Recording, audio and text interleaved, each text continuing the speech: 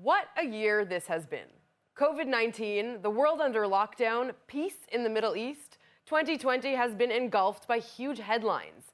And it's no secret that every country's character is defined by what they Google. The company released its data for this year, revealing what exactly Israelis looked for on the internet over the past 12 months.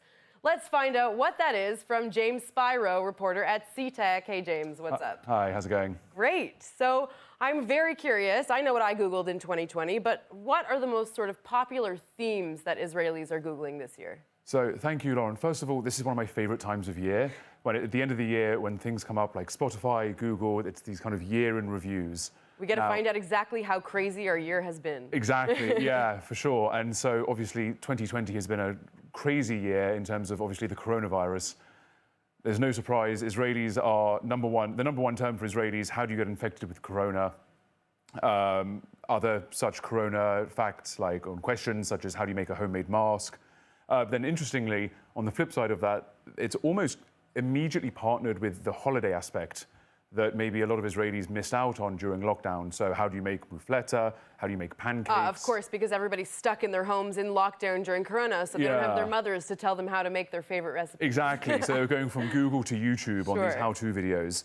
So I thought that was interesting. On the politics side, of course, it was an American election year. There was an Israeli election year. Yeah, it was a really politically charged year in general. Yeah, absolutely. And so you can definitely see that in the political queries. Now, interestingly, the top query in politics is election results 2020. Okay, now is that referring to Israel elections or U.S. elections? So 2020 had elections in Israel and America, so it's not immediately clear. But if you look at the subsequent queries, it's U.S. elections, U.S. election results, and also Donald Trump. I'll get back to UAE in a second. All right. But if we follow this kind of election trend, it seems like Israelis are more interested in the American election. So the Israeli elections, like specifically, were not on this list? No, at least not in the top 5. Interesting. Okay, and what other trends are we seeing in 2020? I know there was a lot of people searching for information about reality TV, looking for things to do while they're stuck at home. So that's another thing. Of course, come kind of March, April time, everyone was stuck at home, and it seems like a kind of Israeli favorite. They were watching shows like Survivor, they were watching Big Brother, they were watching The Amazing Race. These shows were all big in Israel before in 2019. Obviously, they've peaked up this year. As more people are at home. And obviously, you know, the year before, 2019, we had not heard of the coronavirus. I'm sure the things that Israelis were searching were quite different. We don't have the statistics in front of us, but how do you think they might have changed from the year before? Yeah, it's so funny because 2019 is practically a different world now.